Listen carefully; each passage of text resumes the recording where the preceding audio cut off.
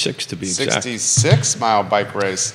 You We'll know, hear all about it. I raised $1,000 for Alzheimer's research. So it was good. Yeah, it was about 500 folks, and about this time I was 50 miles in it, going, "What the hell am I doing?" And it actually did really well. That's good, man. I'm very happy with my results. I'm always impressed with your commitment to competition and bettering the community. And he utilizes his commitment to being the best version of himself to raise funds for charities that mean something to him. And I think he did that over the weekend. I'm excited to spotlight that on the Monday edition of Real Talk with Keith Smith. Judah Wickower's in the house. Judah, J-Dubs, JW, Judah B. Wickower. Have I ever seen that sweater in button-down combination? I don't think I have, the white on blue. No. The shirt we've First seen. time I've ever seen you do it, right? The shirt we've seen before. And the sweater. But not in the combo, though. That's why I asked about the combination. So we'll talk about a lot real estate related on Monday. Mondays are great, man, and I see the crowd watching. Hit the like button, share the show. Keith Smith works hard for you. Only thing we ask in return is a like and share. J-Dubs, we're in your hands.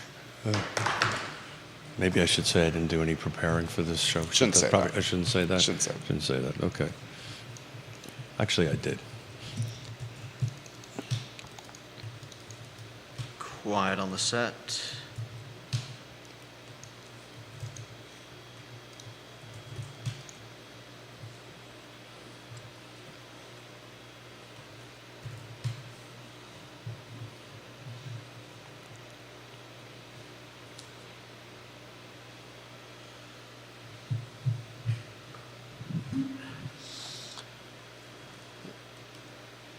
It's the Monday edition of Real Talk with Keith Smith. Thank you kindly for joining us. My name is Jerry Miller. A pleasure to connect with you guys through the I Love Seville Network on a show today presented by Yes Realty Partners. Find them online, yesrealtypartners.com. Keith and Yona Smith, their namesake, a business that's helping folks attain homes that are making dreams come true. That's right. That's what you guys do. He helps folks buy and sell houses. I do. Mrs. Smith may think otherwise. And he rides bicycles. And I ride bikes for good causes. Did a 66 mile, it's 104 kilometer, I think 105 kilometer. That's legit. Race yesterday. Hold on a second. I didn't shut off my hearing aids. Forgot to do that. I just did it. 66 miles on a bicycle. Yep. And How long is that? 66 miles. Well, I know. I mean, time-wise. Time-wise. So I PR'd it. So I did my personal record of. So in bike riding, it's a little bit different than running. In bike riding, you kind of shoot for miles per hour. Mm-hmm. When you run, it's like minutes per mile. Okay. It's a little bit of a different goal. I did 14.6 miles per hour. That's legit. I was shooting for 15.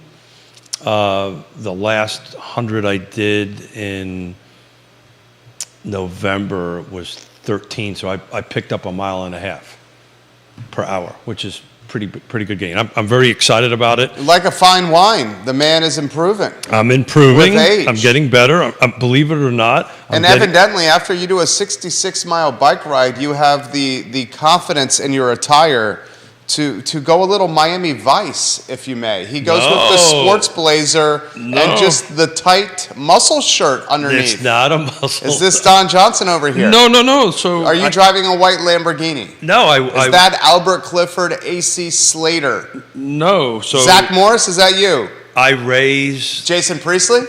I raised Dylan McKay.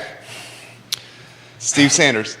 I'm giving you props. Thank you. I'm comparing you to Hollywood heartthrobs. I'm literally still sweating from yesterday. I don't think I've ever seen you wear a muscle shirt under a blazer before. Well, it's because I raised $1,000 and they give you this T-shirt that Okay. says a champion, and you get a little medal when you raise $1,000. Is that the participation trophy? Or is that No, everybody who crosses the line, but you've got to ride 6. Okay, you're saying that's the participation trophy. You've got to cross up. This isn't though. This is if you raise $1,000, you get a T-shirt. The participation trophy at a race is very different than the participation trophy at a Little League baseball type of situation.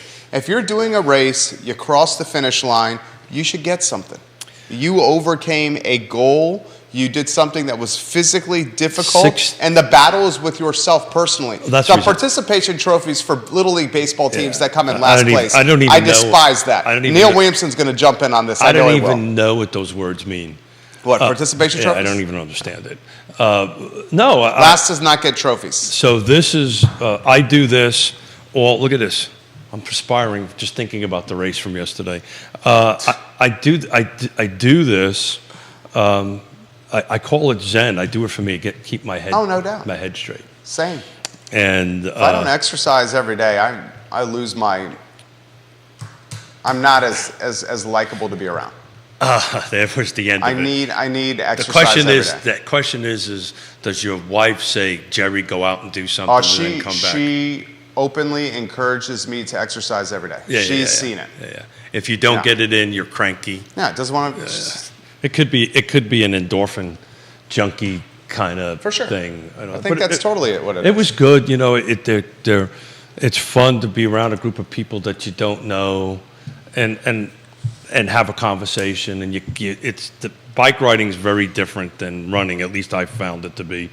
So you kind of match up with a couple of people, and you've got to learn there's hand signals and there's communication, and it's a very different thing. When you've got 6 or 7 people running 25, 30 miles an hour downhill from, right on each other's tail, you got to be able to communicate with one another, because if somebody hits their brakes too hard, there goes 6 people in the ditch. That's not good. At that speed, yeah. So it's a lot of fun. I connected up with a couple of guys, actually did a little real estate while I was on the bike. Go Good. figure.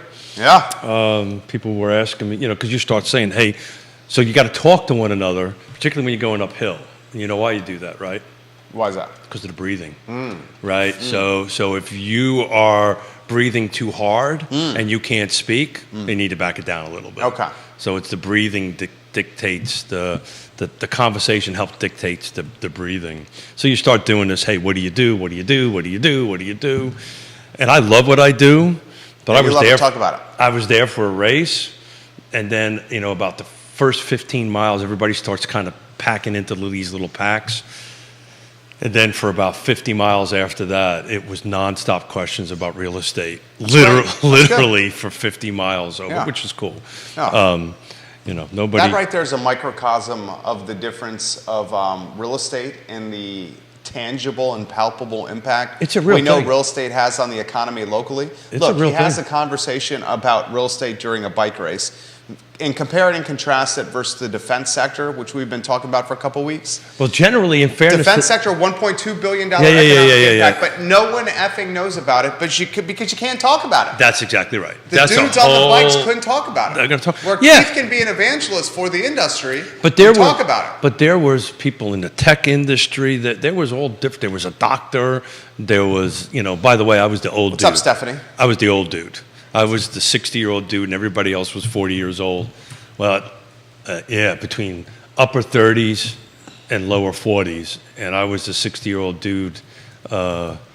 My joke was, since my hearing aid microphone's face to the rear, I will, because this is all in traffic. You do this, so I will stay in the back and hear the cars come back. What I was really doing was drafting off of these, and it's a thing. Smart man. for these guys. Work smart, not hard. But it's interesting, it was constant conversation about market. What's going on? What's going on? Da da da da da da. Nobody was asking the dude that's in the data business about data. Everybody was talking about the real estate. So there you go. Stephanie Wells Rhodes watching the program, the family ISC. behind Interstate Service Company, ISC, a home's best friend, proud partner of the show, and a very impactful company behind the scenes with this community. Sure, absolutely. Stephanie, and her fantastic husband, Larry, coaches Little League, Yep. and she agrees. She says that's what's wrong with the younger generations. Suck it up, Buttercup. Not everyone gets a trophy.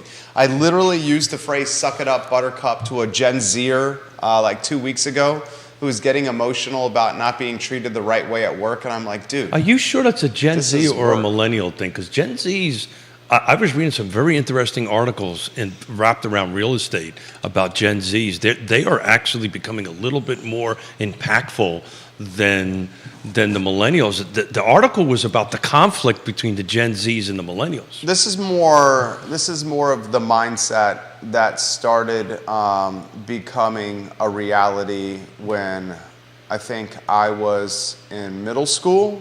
Maybe like you started seeing this in the 80s, where if you participated in a youth sports league, regardless of coming in first or last place, you were getting a trophy. And that really irritates the hell out of me.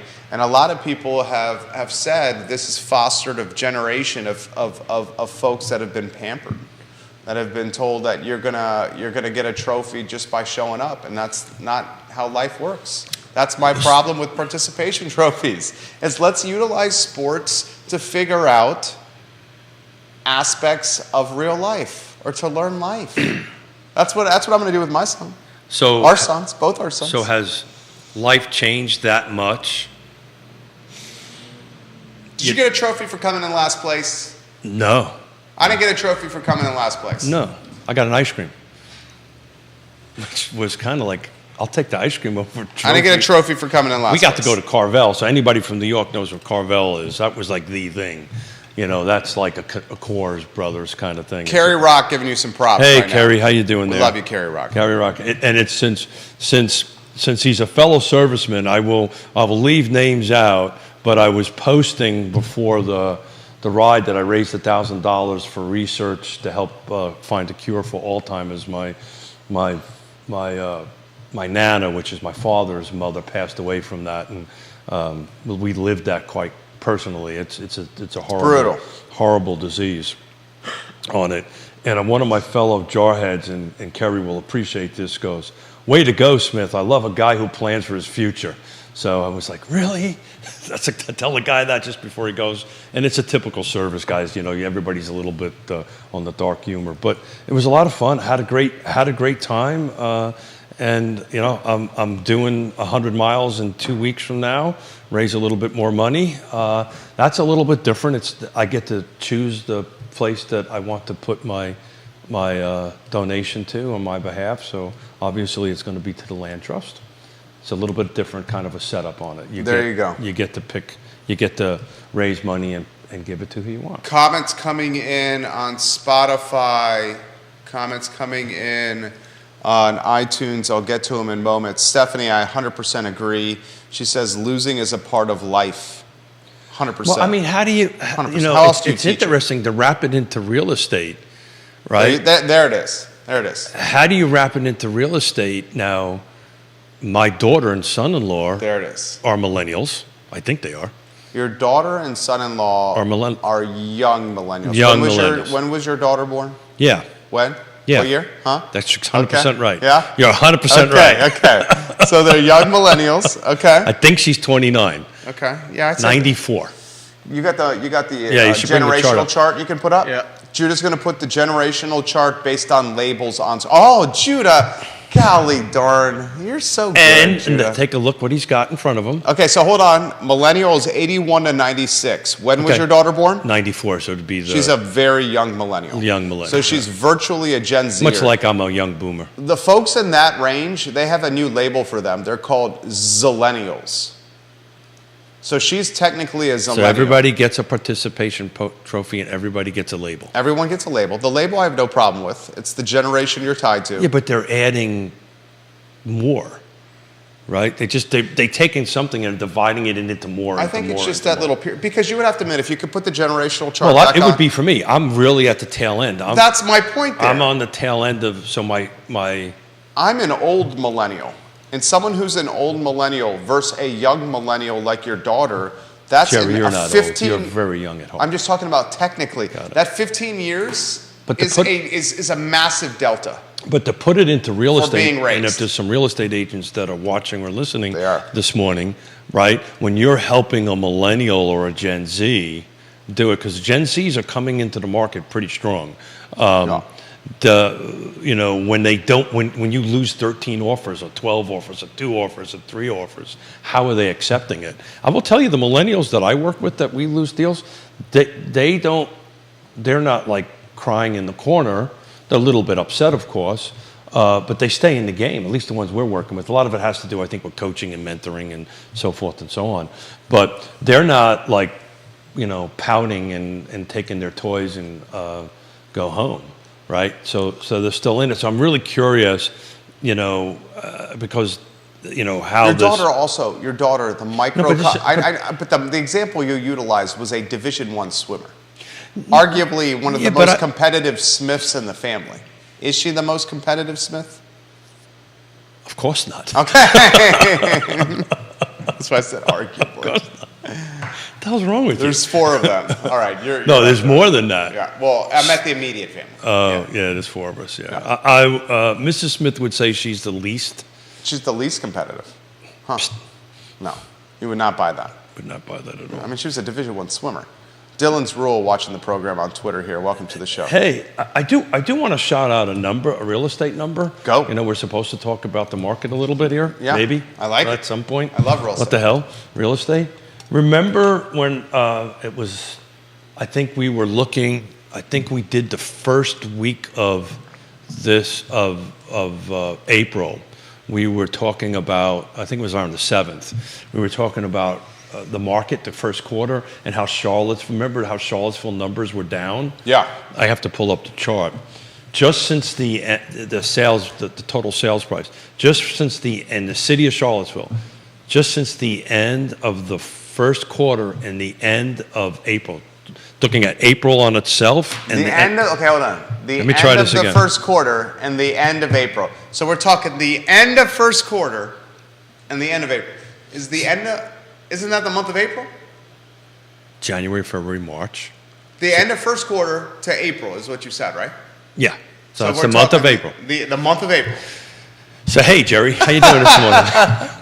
Or do we want the first 4 months? Hey, man, I am still. Or just April? I'm recovering from yesterday. Sorry, you're sweating. I am sweating. I see you sweating. Yeah, I burnt 2,500 calories that day. I'm trying to. That's impressive. Well, you actually burn more calories on biking than you do running. Okay. It's the reason why you got to fuel up all the time. But yeah, it was 2,500 calories. I will tell you, the ride home sucked from D.C. Were you by yourself? Yeah. Well, yeah, actually, I was by myself. Yeah. Yeah.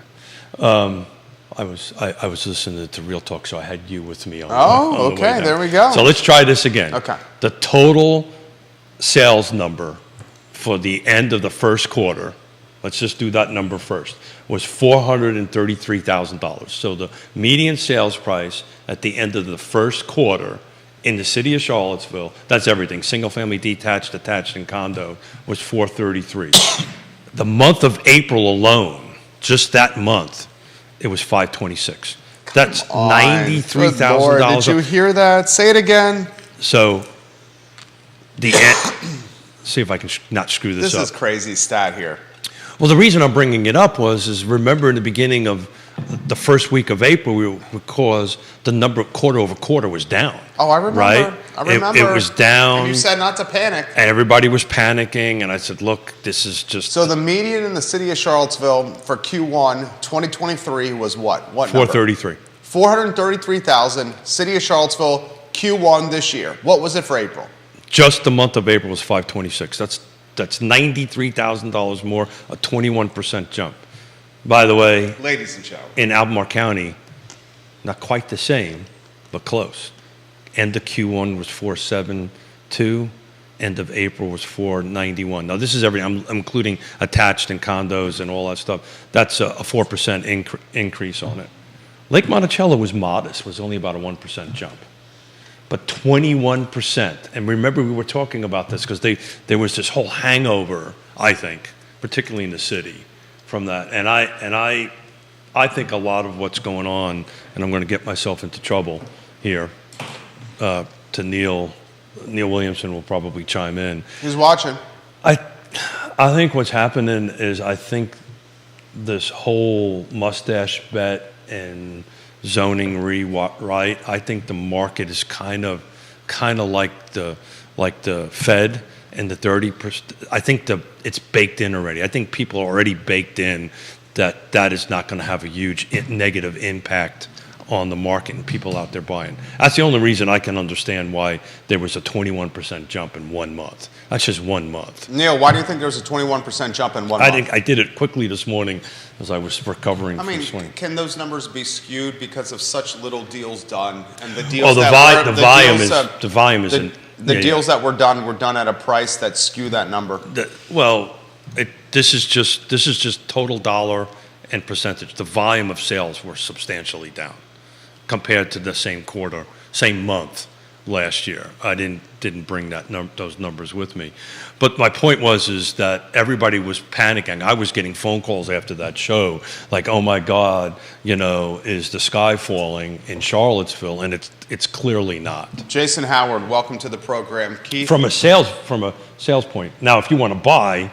You could be screwed here. Judah Wickhauer, there's sizzle reel content somewhere here. Oh, God. Is this, and the one may be behind us already to find, is this sustainable?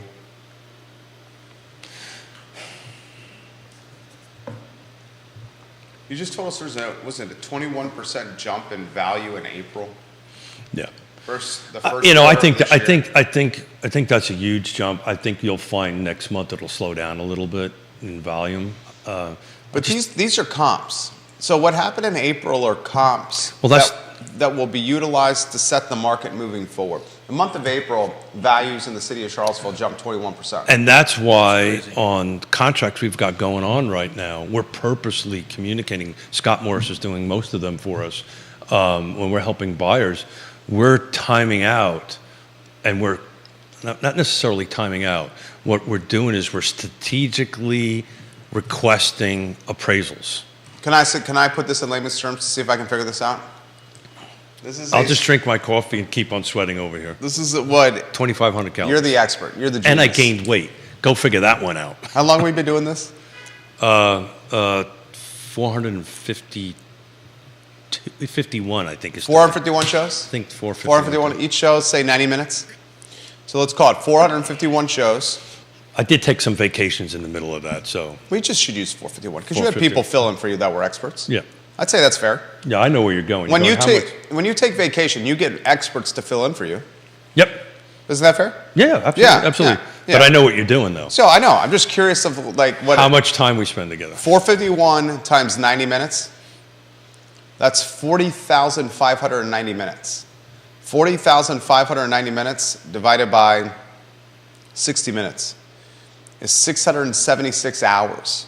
676 hours divided by 40 hours a week is basically 17 weeks. I mean, basically, you would have to do it by the hours. I'm basically getting a elevated degree. I'll go ahead and say it's an MBA in real estate here from Keith and his colleagues.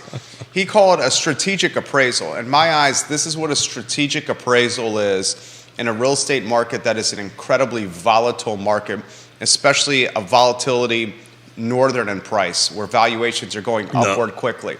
Yeah, upward quickly. So a strategic appraisal is delaying an appraisal to allow other homes to close. That's exactly right. Because if you can delay the appraisal to allow other homes to close, the homes that are the most recent closings are the ones that have the highest dollar value. And you need the appraiser to see those homes to close, to utilize that data to get the highest dollar value for the house that you're trying to buy, because you need the house to appraise. And why you need the house to appraise in the Richmond market is because you want the money, any market, because you want the money from the bank, because you don't want appraisal gap coverage, because that money might not be in the account. And if the money is in the account, you're going to have to find that money somewhere. And from a loan officer standpoint, that money better be seasoned. Because that money, if it's coming from the parents to the home buyer's account, has to be in the account for an extended period of time for that money to count in the loan officer's eyes. That's the value of the strategic appraisal. And that, ladies and gentlemen, I've taught you all my A++ for Jerry Miller. I taught you all my tricks. Look, yes, but this is not exclusive to Richmond, right? We're doing the same thing here, right? Yeah. So the market, I mean, it's a prime example. The market is moving so fast I have to tell you, Fluvanna County actually went backwards. The county itself, Lake Monticello went up, county went backwards. I didn't do the percentage and the math on it. I've been working this morning, for Wednesdays and Fridays show on it. But what we just talked about, people always want to know hacks, right? Or little tricks of the trade, or what a trusted advisor does. I'll leave names out of it.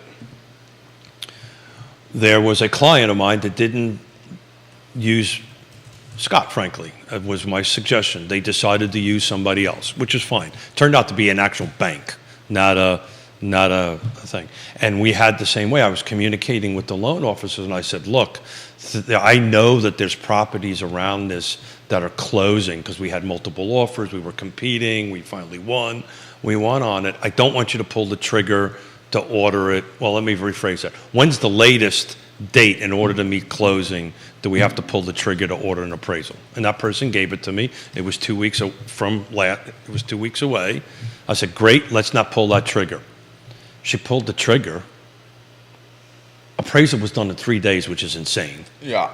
I don't know how you do an appraisal that quickly in today's. Sounds like a desktop appraisal to me. Well, I don't know about that. And it came in horribly.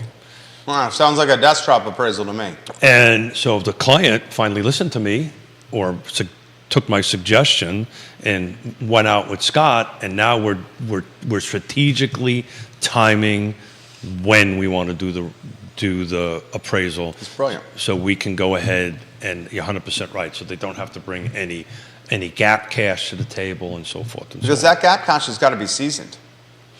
Depends on If it's a gift from outside of the couple, outside of the buyers. That's a general statement. It really does depend on the type of loan Okay. that it is. If it's like I'll say this, the gap cash, if the gap cash, and loan officers are watching this program, any LOs watching this program, if you want to chime in, please offer some perspective. It depends on the loan. The gap cash, I can say this with confidence. The gap cash, if it's a gift from parents, will be a conversation with the loan officer. Sure. That will be a conversation with the loan officer. So- that I can say with confidence. Well, I'll add, I'll make it even simpler. I'll do it, Jerry. I'll make it even simpler. Okay. Any new cash that shows That's up, what I'm saying. you have to explain it. Exactly. Yeah. So You'll have- anyway, this is going to come up. Yeah. Any new And cash. Normally you want that season for a little bit, so it's not a red flag. And Yeah, but season then means in the account for 60, 90, But then- 120. But then how do you know you need it?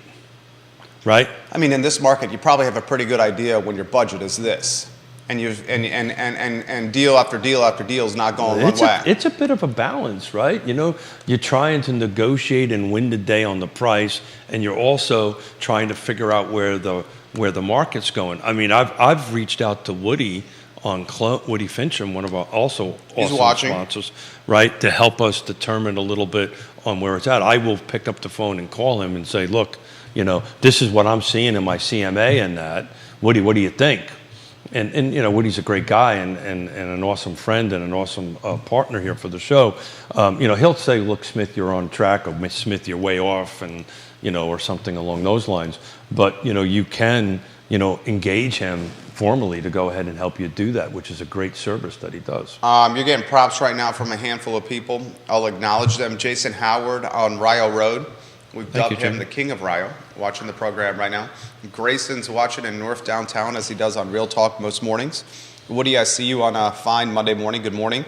Woody Fincham. Carmen, good night, watching the program. Oh. Hello, Carmen. Thank you for watching. Keith, this question. That's a cool name, man. Yeah, Carmen Goodnight. Yeah, that is a cool name. Give us some background on that name, Carmen. That is a cool name. That is actually a really cool name. Peter Matthews, welcome to the broadcast. Viewers and listeners, if you want to offer perspective, put it in the feed. I will relay it live on air like I am doing right now. Jerry, what is Gap Cash? Got it.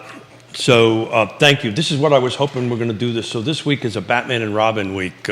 Scott on Wednesdays heading up to Michigan for work. For Ross Mortgage. So I love these questions, and I love these case studies. What gap coverage is? Gap cash, yeah. So it's a gap coverage. So what's happening here is it's the appraisal gap between what the contract price is and what the appraisal is. And sometimes, if the appraisal is lower than the contract price, then the buyer has to have enough cash to make up that gap, right? It's the gap between the appraisal and the contract price. And generally, the way that works, so if I am the buyer's agent and Jerry is the listing agent, when I make my offer, I also have to include proof of funds that my buyer has this $50,000 or whatever the dollar amount is between that. And it's the game that you're playing. I've got a couple of transactions we're working on right now that we're actually doing the strategic appraisal approach or timing approach on it so that these buyers get to keep as much of their cash as possible. Because now you have 3 cash pools that you've got to work from, right? Cash pool number 1 is your down payment. So if you're doing a 5% down, 3% down, 10% down, that's cash pool number 1. Cash pool number 2 is your closing costs, which is roughly, depending on the loan, 3 to 4%. We'll just call it 3% for the sake of this conversation. And then now gap conversation. So that cash starts growing real fast. And so we generally start having a conversation about, okay, Jerry, tell me, this is an uncomfortable conversation. Tell me how much cash you got. If you don't want me to tell me how much cash you got, I'm not much sure I can help you. I kind of need to know what we're working with so we can plan some sort of strategy to move forward. To win the deal. To win the deal. Yeah, that's fantastic. So that's sizzle reel right there. It's the cash between the loan amount and the appraisal amount, whatever that gap is. You have to provide it in cash. There's the end of your sizzle reel right there. That was succinctly done. And thank you for not saying sizzle reel. Look at the Miami Vice, the Dylan McKay over here. He's wearing a muscle shirt over a blazer. I should bring in pictures of me in the 80s. Brandon Walsh. Stand up, Brandon Walsh. It would be Don Johnson. No. Come on, Steve Sanders. If I do, then my belly will come over the top of my... Steve Sanders, stand up. We'll go to the studio camera. How do you... I swear the studio camera takes 20 pounds off your body. Lying, no. That's why I'm looking down. Does the camera not take 20 pounds off if he stands up? After 676 hours, you don't think I know when you're... You look sharp, Smith. He's wearing his, for those that are wondering, he's wearing a muscle shirt. Not a muscle shirt, it's a T-shirt. It's actually a bike jersey. Isn't it a jersey? No, this is the bike jersey over here. Oh, that's the jersey. Okay. What's that right there? That's the bike jersey. Okay, gotcha. Is that what you wore yesterday? No, I wore actually a jersey promoting Blue Wheel Cycling in Charlottesville. And I'd never wear the jersey on the day of the race. I don't know. It's kind of a... It's like wearing the T-shirt of the band to the concert. Something like that. Yeah. Now it's interesting. So the one that don't go to the Taylor Swift show with the Taylor Swift shirt on. And who's Wear that? the Taylor Swift shirt on the downtown mall. Who's but that? don't go to the Taylor Swift show with the Taylor Swift shirt And on. who's that? You know who Taylor Swift is. Who's that? Come on, you know who Taylor Swift is.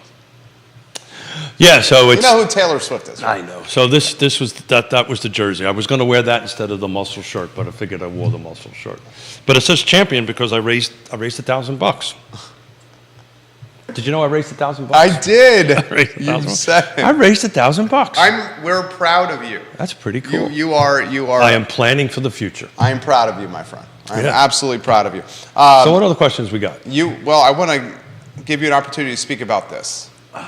You printed this for us, and then I'll get to the comments that are coming in right now. So Redfin. If I don't ask you about this, we will forget about it. We will forget about it. So you're actually counting that I actually read this. Well, you printed it. I read it. I read it. So the thing is Redfin News did a housing market update. Home sells quickly as a historic drop in listing fuels competition among buyers. We really only need to talk about the headline because the reason I printed it out here, even Redfin, which is a national organization, is talking about the same stuff we've been talking about for long time. Very long time on that end of it. Inventory is dropping, prices are going up. None of this is, I had a client, let me see, what was it? I think I mentioned it on a previous show. I had a client that's moving from rental to purchase, and we're helping them move forward. And she just kept on repeating this. But the news said it was going to drop 20%. But the news said it was going to drop 20%. I said, I don't know what news you're listening to. Apparently, it's not real talk. Yeah, with listen Keith to Smith. real talk. Good Lord, I know. That is not going to drop. Certain areas might, right? But overall nationwide. You want to know something crazy? I was at a cocktail party over the weekend with some fairly heavy hitters. We're talking Real estate. heavy hitters, names you would know, okay? Sure. Business people, names you would know. Sure. Conversation came up. Name the city councilors. Name the board of supervisors. You know how many people at that party could name the city councilors and board of supervisors in totality? Oh, God. Now, the sample size was like maybe 13 or 14 people. Well, you know how many people In fairness, that I was speaking with at the time? You know how many could name them all? very few. Me. I would. Me. Yeah. One. You probably beat me on that. You could name all the supervisors. I might miss one or two. Keith, in go. there. Do it. You can No, do it on the no, spot. You could do it on the spot right now. There's 6 of them. Jerry. I know you could do this. Jerry, both of my granddaughters, one name is Vienna, one is named Ravenna. I get that. And I kept on calling the one Ravenna Vienna and the one Vienna That's Ravenna. different. That's different. I bet you could name the board of supervisors. Which county? Do you want to go city council first? Why don't you go city council first? That'll be no problem for you. Payne, Snook. I don't remember the new one. Leah Puryear. There you I'll go. give you a pass on that one. She was Juan appointed. Juan Diego Wade. And Brian. Brian Pinkston. Okay. Board of supervisors. You got this. Most of them are your friends. Yeah. Ned, Yep. Ned Galloway. Diantha, Yep. Diantha McKeel. B, B. Lepisto Kirtley Good. Jim, Jim Andrews. 4. and Donna. Donna. Missing one. Oh, Ann. Yeah. So you got it. I knew you could do it. You would have gotten it. You would have had no problem. Ann Malley. So you could do Don't it. hex me about Greene County. But I guess the point, this is I my know a point couple is, of them. you're talking about guys that are like top of their field, you know, pioneers in some cases. So why do you think that is? Greene, it's Is it apathy?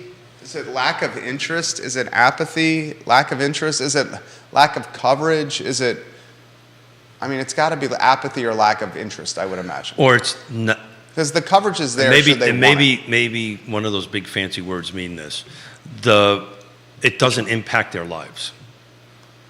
I mean, They don't, if they're heavy hitters, that probably doesn't impact their lives, right? If real estate tax rate goes up, it's a little bit more money to them. To my mother and father, when their cash out of their pocket is up $400, that's groceries for a month and a half somebody that is, for your parents. yeah. So I think it's either, maybe this is the apathy part of it, they just don't care, Yeah, maybe that's what it is. right? Or it doesn't impact their lives, so they don't care. I was disappointed. Yeah. I was visibly disappointed. Yeah. And because you understand the importance of it, right? Right. And I also care a lot about the community, as do you. And I understand that, like, if we're not going to move forward as a community for progress of positive change, if some of like our heaviest of hitters are not even interested. So it was Dave Norris, I think, that said this, right? Yeah. They should care the local stuff. The local electeds, the local government is the most impactful.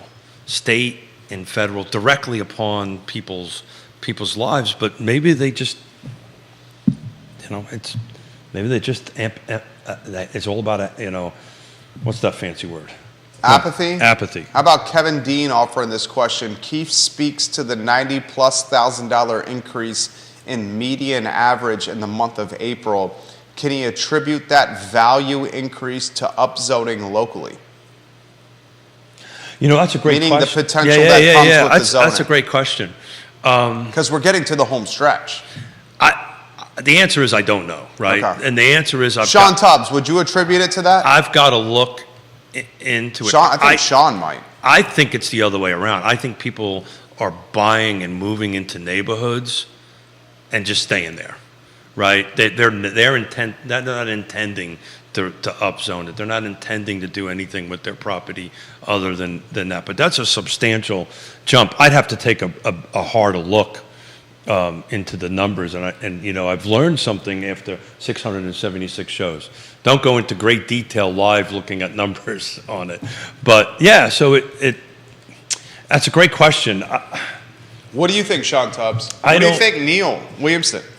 I honestly believe, as much as I want to, and you know, I'm a proponent of upzoning. I think this is a good thing. I think I think it's going to work well. I don't know if I'm necessarily a proponent. I am. I think we need. I think. I don't think I just we- don't. I think how they're ultimately going to get it done is probably not going to move the needle that This much. has been such a convoluted process. It's been but Jerry, convoluted. this is a difficult. I get it. Topic. But it's been Very convoluted difficult. and not managed properly. The communication has left a lot to be desired. We're well delayed, and that can be expected I with gotta local stop. government. I appreciate what you're saying, and for the sake of a talk show, I'm going to contradict with you. You're going a to little. disagree with me. I'm not necessarily disagree. I'm just going to come up from a different perspective. I've been through different zoning rewrites in different jurisdictions. I will tell you, for what it's worth, you know, it's been pretty open. You can go and find the information and do it. It's just a super difficult thing. You know, you're going to piss off half the people, you're going to make the other people happy. This is a very difficult political decision to make. It's a very difficult technical decision to make. It is a hard thing to do, and get through it and try to get it done. Do I think that they could be better at it? Absolutely. I don't think the city truly understands the magnitude, influence, impact of what this is going to do to Charlottesville. The region. To the region, yeah. To the region. Okay, No, well no, and said. I got to tell you. To the region. I got to tell you, I think that's becoming very evident now, because Michael Payne said this at a commission meeting the other day, which was actually put me back a little bit, because, you know, Albemarle County's working on this. Michael Payne, city councilor. For Thank you. those that were at the cocktail party. Send them cards. Oh, we'll make up baseball cards. Literally, I'm talking to We'll people. make up baseball cards. Let's Yeah. do that. We'll make up baseball cards. Pick one. I think it's a good idea. City councilor, pick one. What did Payne say? Look, I got Michael Payne. I know. What did Payne say? So we were talking about Albemarle County doing its developer incentive, running it through the RHP and all this kind of great stuff. The Original Housing Partnership through that. And, you know, Michael was all over, said, look, I want to attend, even though it's Albemarle County. And he said something, and I'm paraphrasing it to a certain degree, you know, because as what happens in the city of Charlottesville, Albemarle, we're all connected. And I've been saying this for a long time. Yeah. In the housing space, Fluvanna's connected to Charlottesville, Charlottesville connected to Greene. We're all connected because the people that are trying to find this $250,000 home, this $350,000 home, are out in these surrounding counties and traveling in and out. Carly Wagner watching the program. Carly, this is a good comment from you. Carly, your comments on the shows are welcomed. You're legit, Carly. I have no idea who you are outside of the interaction we do on these shows on social media, but I just want you to hear this from me, that I And respect I think your we've comments. asked this question. They're not related to the Flavanna Wagners. No, she's not related to the Flavanna Wagners. I believe she's getting into real estate now. Oh, cool. She says increased density is better than sprawl. Don't you agree? And I think she's directing this to me because of my comments on the upzoning. She says, don't you agree? Growth is a necessary evil.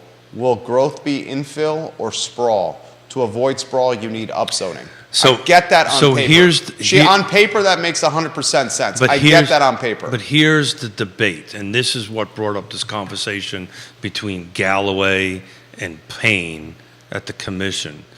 It's how much of it is going to be actually housing affordability. That's what I'm saying. Yeah, and that's the point I'm making. Yeah. And What we're going to get is not going to be housing affordability. This is the point I've been making for years. That's the point. what we're going to get, because the land is becoming more expensive now, because the land has greater opportunities of what you can do with it. And because the land is more expensive now, it costs more. Because the land has more opportunities with it, it's more expensive. Because it's more expensive, you have to pay more upfront for it. Because you're paying more upfront for it, when you're buying this land, you're going to expect a greater return on investment because it costs more to buy. On top of that, the labor market sucks. Costs of goods are through the roof, and the interest rate environment to finance your project is expensive.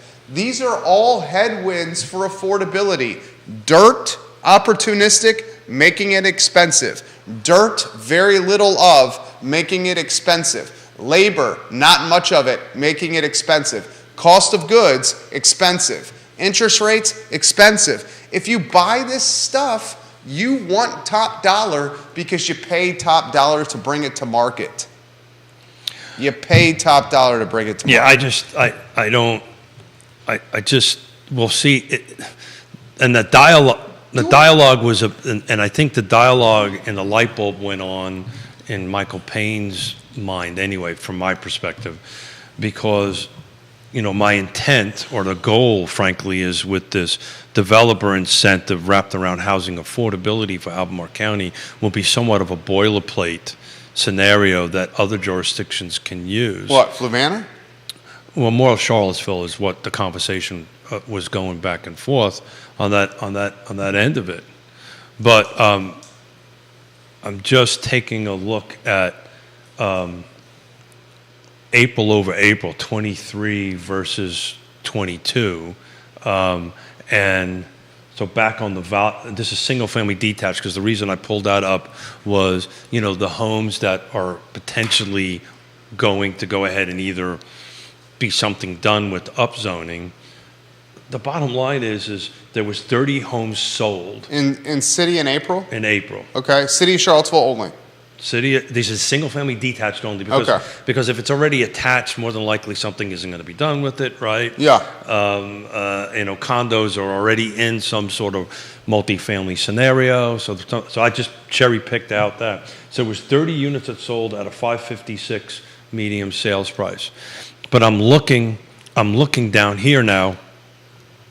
The cheapest was 260, then it jumps up to 310, and it goes real fast into 400 somewhere around sale number 10 goes into that. My point is, to your point, is I'm paying $415,000, $500,000 for something.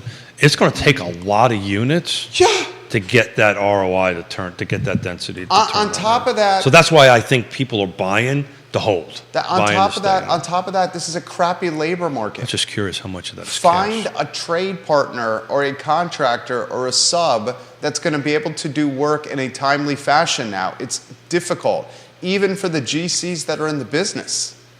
You're at your 50-50. 50% of them were cash and 50% of them were loans. So the cash ones are no doubt investors. No, I would not agree with that. I would totally disagree with that. You'd say well, you're right. Now that I think about it, I'm with you on that. I would disagree with that. I'm with you on that one. Now that I think about it, I'm going to pick one. And that could be someone looking. No. I'm with you on that one. Neil Williamson is sharing a link. Neil and Sean Tubbs, I believe Sean's watching the program, are doing a live debate with city council candidates and That's soon, isn't it? Yeah, it's very soon. He's shared the link on the I Love CVille group. I am very much looking forward to this. We're going to do our own version of that. Fantastic. On the 16th. We'll do our own version of the 16th. As you have an opportunity to get to know the candidates, please, dear God, please Send vote. them to your friends. Please vote. Watch Sean, May 10th, 7 p.m. That is in approximately, oh, good Lord, Neil, that's Wednesday. That's Wednesday. This Wednesday at 7 p.m. from the Hillsdale Conference Center, you got Shawnee Tubbs, the Town Crier Productions president, affable, approachable, all around awesome Sean Tubbs. You got Neil Williamson, the president of the Free Enterprise Forum. They're co-hosting this debate with city council candidates. Had a nice little conversation with the mayor this morning outside the studio. This is what I find intriguing. We'll know when is the Democratic primary for Charlottesville, June 10th or June 20th? I think the 20th, and I'll start talking when you're doing this because I've been talking to all the city council candidates because we're going to do our own version of a town hall here on the 16th. I think it's, go ahead. And of June, so I think it's a 20-something. It's something. Neil will chime in on it for sure. June 20th, Tuesday, June There you 20th go. is the Democratic primary. By Tuesday night, we're going to know Who's the city council? who's on city council. That's exactly right. So we will know who's on city council in 42 days. And what's the bummer about that? What? That there's no Republicans or independents running? Contested elections matter. The Democratic primary at least is contested. It is contested, but the Democratic primary is the election. The Democratic In primary the city is the election. But it's interesting. Also, Greene County. Neil and I were texting back and forth. There are out of 5 board of supervisors, there are 3 up, and actually 3 that are not going to run. So these are going to be 3 brand new seats of somebody that has not been an incumbent in Greene County. So we've got some really interesting election cycles going through. We've got one in Fluvanna County. Early voting going on now. Neil, you're exactly right. Early voting going on now. You can vote in person in the primary on the 20th. So even Fluvanna County has something new because Booker's not running.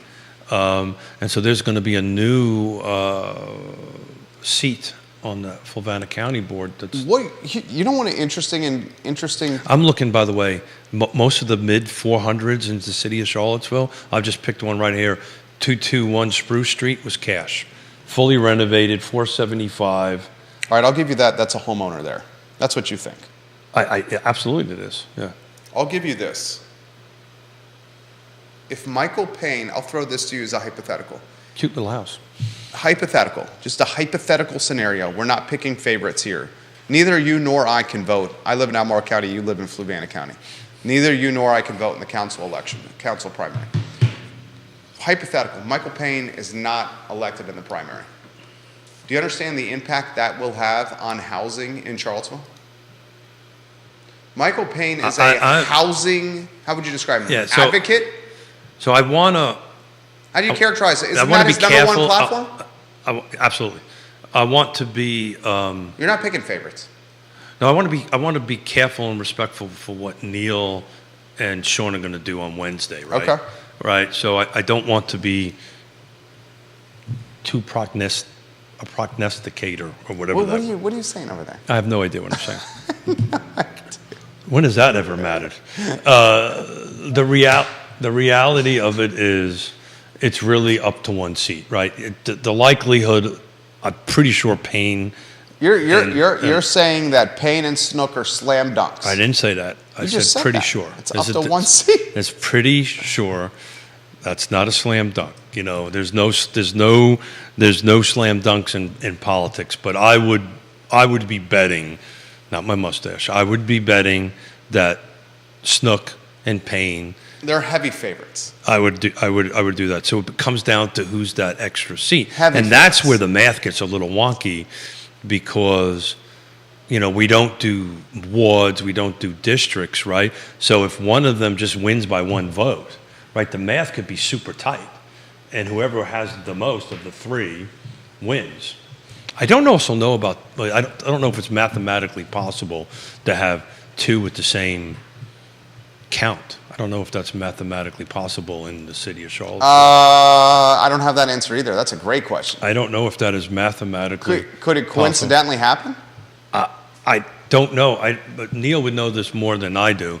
But I don't know if that's actually possible. I will say this. Bob Fenwick, I have heard through the political grapevine, is gathering tremendous momentum from a voter base that's opposed to increased assessments and opposed to upzoning in the city. So I can tell you. That's Fenwick's base. So I can tell you this. I've sent out a formal invitation to all of them. 3 of them responded very quickly, Who did not? and 2 did not. Did Bob not respond? 3 responded very quickly. So you're saying Bob did not? Bob did, actually. Oh, he did? So the 3 responded very quickly, 2 have not. Okay. So that might kind of. Snook, Payne, and Bob. The other two have not responded to me as of yet. Okay. Well, time will tell. I mean, what do you make of Fenwick getting on council? Potentially. Well, Bob's been there before. Yeah. So there's history. You can go back and read his, or look at what he said and what he's done. I will tell you, I'm pretty sure if he gets on, he'll probably take things from a different approach than the current members. I think that's a fair statement. Definitely. Will he have enough to sway votes? Probably not. I would think. Probably not. I think there's enough votes on there. But this whole, this conversation was having about my mustache and the rezoning I've had with a couple of city councilors. You know, I think you're going to see this thing wrapped up before the November election. But you're 100% right. June, it'll definitely not happen before June. My mustache is June 20th. My mustache is safe for the moment, anyway. This is from Rio Road. Jason, is the ceiling for prices here in Charlottesville or Albemarle somewhat below what Northern Virginia housing costs? A reoccurring theme is retirees buying down here after selling in the DC market and having a pile of cash. It's more affordable here than Northern Virginia. Absolutely. I would it's not even comparable. I would not limit it to Northern Virginia. Yeah. It's other places, the Northeast Corridor. Yeah. People are, and if you, it was, I read a very interesting article when I was up in DC, that the flight out of people are pretty substantial. It's substantial. Yeah. And they're remembering their 4 years at Charlottesville, at UVA. Yeah. And they're coming here. Yeah. So, you know, get in-state residency, have your kids go to the University of Virginia, come down from Northern Virginia or Manhattan, where housing is 25-30% less. You can buy a larger home. You got more place. You got school. I mean, it's not going to stop. Yeah. So unfortunately, we can't do this in our Paragon system. So it has to go through. What, the zip codes of where people were coming from? Yeah, I mean, you can, unfortunately, we can't do this, but one of the things that I was advocating with the Albemarle County Board of Supervisors was to try to create a similar defense ROI for real estate? For real estate. That's a great idea. You know, and I think Weldon Cooper would be able to pull that data, no doubt, that data up where people are coming from. And Clark could fund it. Somebody could fund it. Don't. You're not on the board there. Do not get me into trouble. I'm not getting you in trouble. I would love to know the impact. Yeah, well, so it would be the impact, but I can tell you, you know, if you start looking at what people are buying coming in, they're coming out of the Northeast market, they're selling their house for $1 million, they're buying this thing for $599, whatever it is, they pocket the cash difference. The real issue, I think, and it was funny, my daughter and I were having this conversation yesterday, or a couple days ago up in D.C., it's generational. That's going to be the real conflict. Put that in perspective. This is a good topic here. I think it's not interest rates. It's not. This is going to be generational. This is going to be the boomer selling their home with a bunch of cash and doing something and pushing out the millennial. That's the reason why I would love to know what the age category of this. And somewhere, and Neil's smarter than me for sure. You know, I'm sure this. I mean, you could track that through U.S. Census data. Yeah. Is the average there's ways age? of doing it. Who wants to have this bet?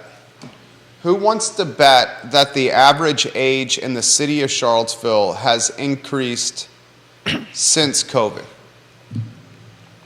Yeah, I don't know the answer to that. Yeah, I would imagine the average age has gotten older in the city of Charlottesville but for Weldon residents. Cooper could do that. Weldon Cooper. Well, no, U.S. Census. I'm pretty sure that's part of Census data. It is part of census data, but you need the people that are really good at this stuff to pull all that data and put it together.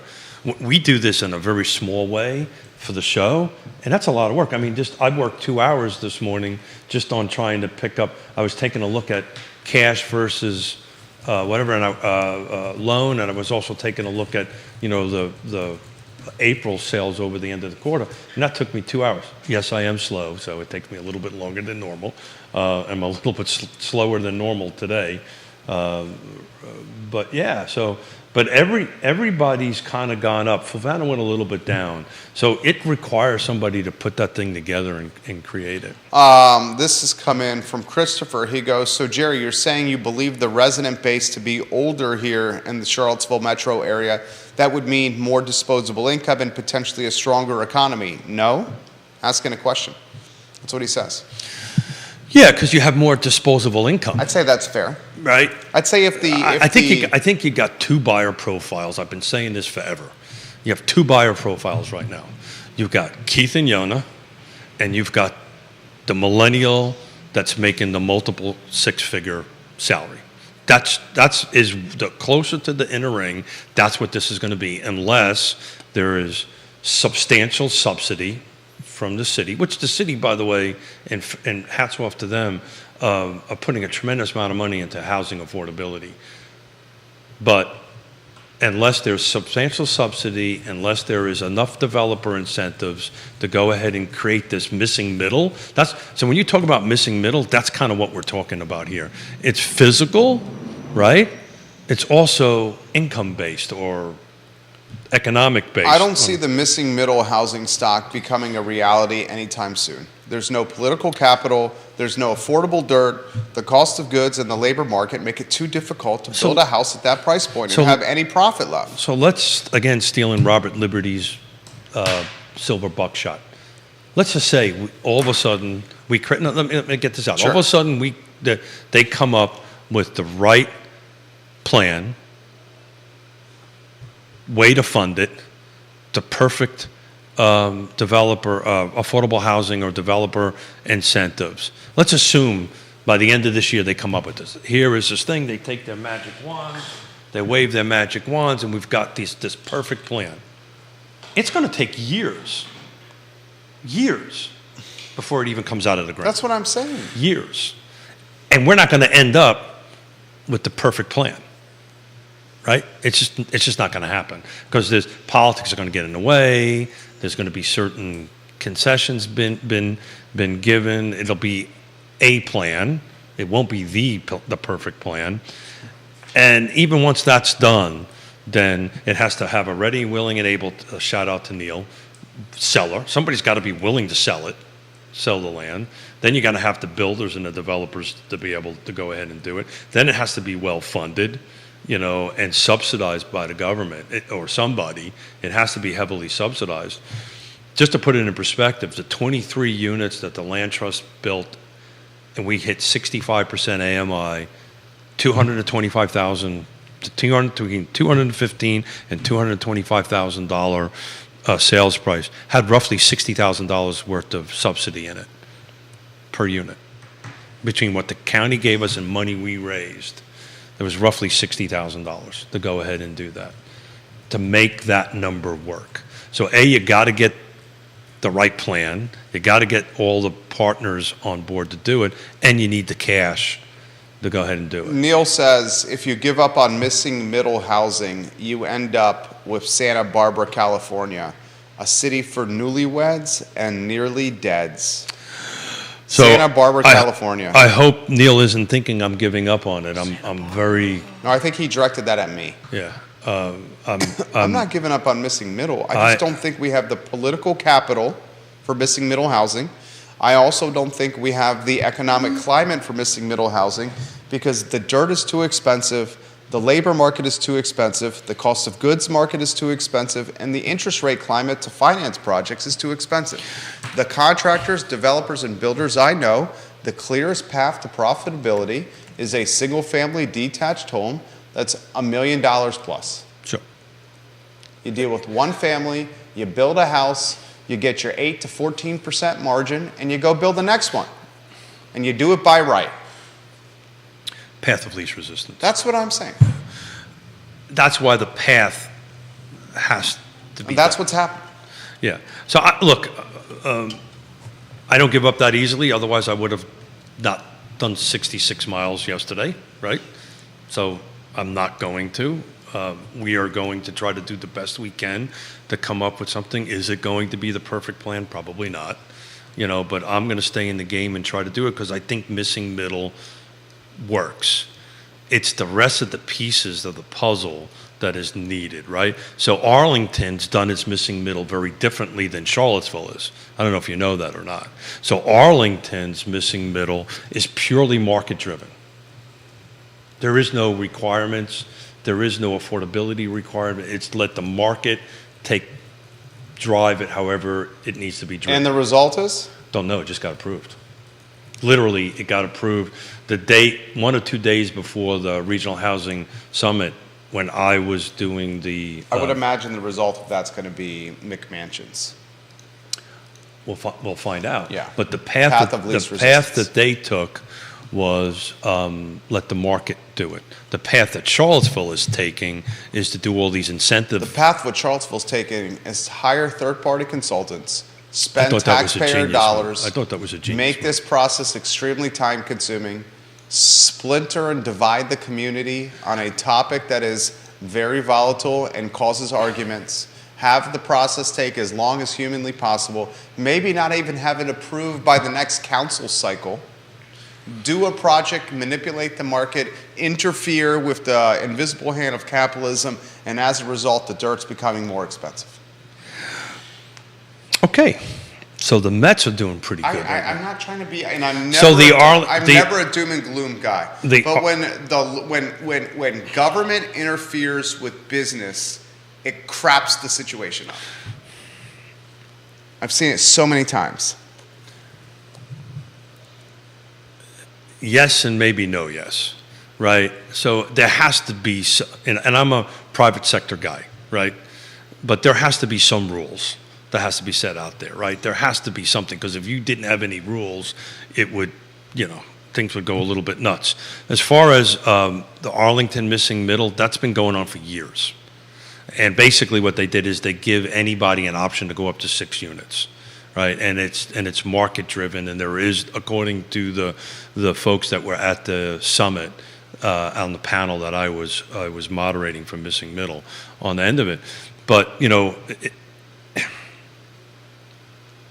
so are you saying there shouldn't be no zoning? People should just do what they want to do? Yeah,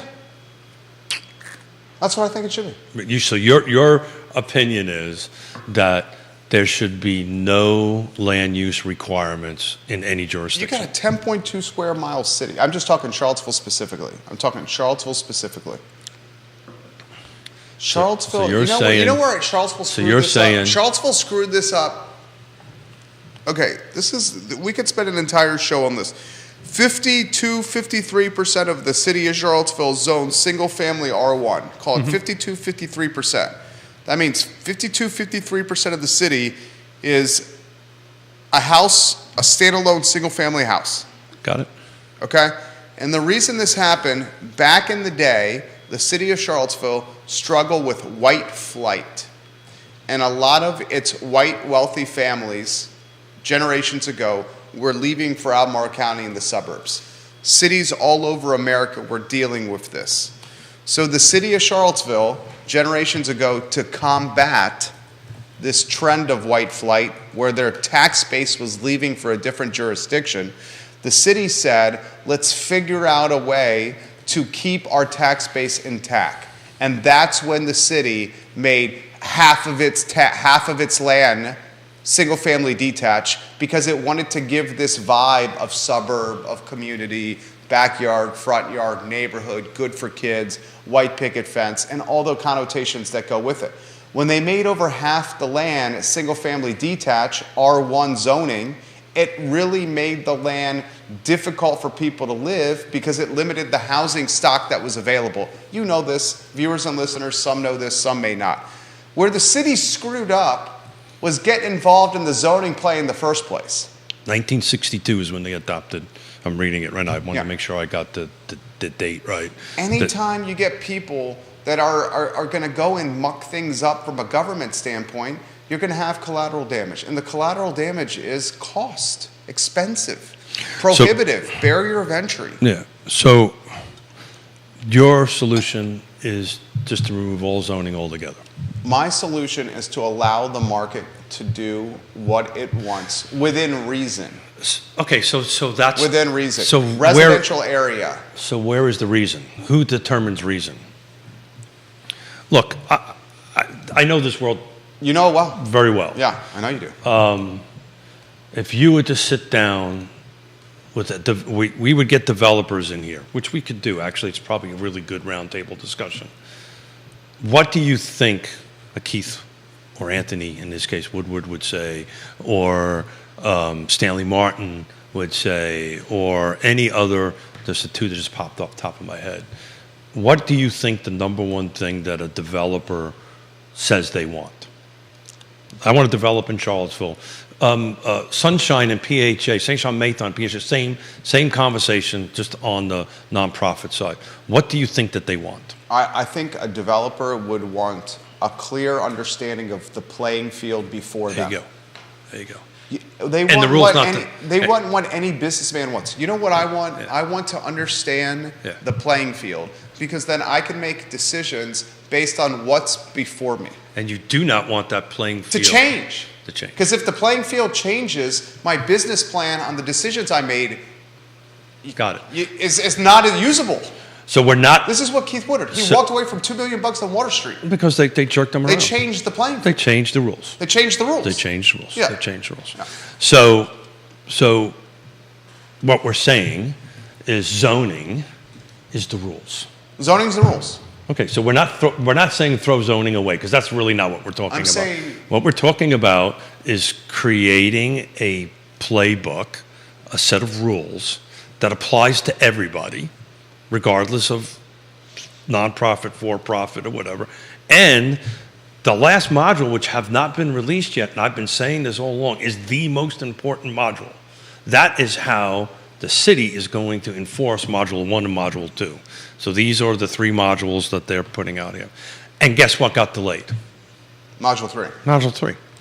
It was supposed to come out. So what any developer wants is, let me open up the rule book. I consult for people around the state, around the country actually for this, is open up the book, give me the rules. They need to be clear, concise, and understandable so that a staff sergeant in the United States Marine Corps can understand it, right? Then I want them applied fairly and equally across the board. That's what I want. And then I want my elected officials to follow the playbook which they created.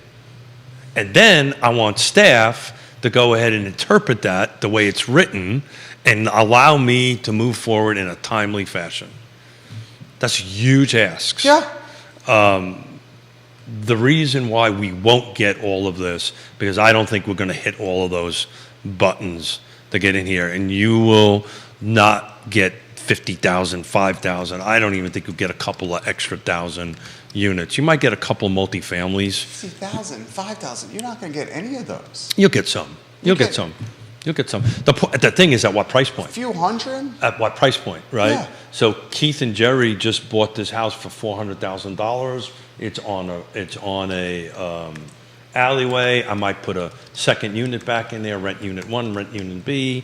They're up in not in affordable ranges, and there's your business model, and you just keep on moving from unit to unit to unit. So it'll be very small increase unless the developer, particularly housing affordability incentives are such that Keith and Jerry can go, let's go ahead and put 6 units on here, and I'm good with 3 of them or 2 of them or 50% of them or whatever, that would be 3, on them to be affordable, to meet that criteria. But what's the incentives? Do I get connection fees for free? Do I have a tax incentive part for a while? These are very simple bullet point items that really hasn't floated up to the top yet. There you go. What time is it?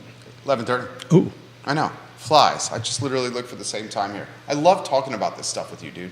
Sure. Well, I just want to clear up. You're not in favor of throwing the rule book out No, and anybody doing anything. How you You're- said it was better. They need to have consistency with the rules. I've been doing this for 30. And the rules need to be not tight enough where it like limits them doing something. So the rules have to be clear, concise, and easily interpreted, Yeah. right?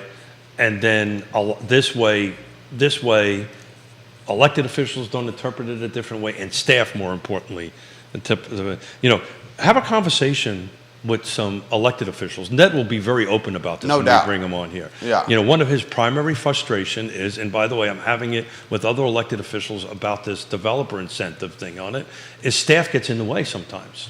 Why, I couldn't tell you. But they get in the way, and it frustrates the elected official because they think they can come in here and actually do something and make some decisions, and all of a sudden they get pushback on it. But if the rules are clear, concise, Staff Sergeant United States Marine Corps, simple to understand, and enforced equally across the board, you will get what everybody wants. Keith Smith, high note. If they don't, you won't. Well said. They need to listen to you. Yeah, well, the coffee kicked in. That was nice. The ibuprofen also kicked in too. 66 miles yesterday, educating the community today. Real talk.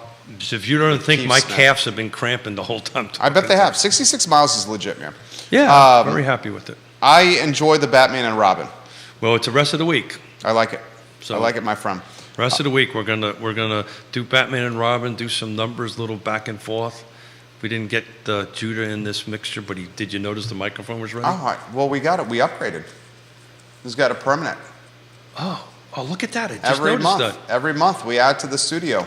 We add to the infrastructure, the technology. We spend more money every month on the network. Judas, I just noticed that. We went That's to excellent. we went from 4 to 5 mics. I like it. 4 to 5 mics. Judah, can you wave to your adoring fans? He told me when he walked in this morning, he signed autographs on Saturday. What are they really called checks? I must be taking some drugs because I don't remember that. Judah's the director of this fine and fair. There you go. There's ending it on the high. I know. Keith Smith is the Judah's taking- executive producer and the namesake of Real Talk with Keith Smith.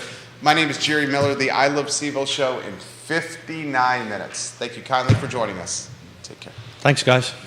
Keith, that was fun. Yeah, I had fun. I like when we go pushback to pushback. Very nicely done.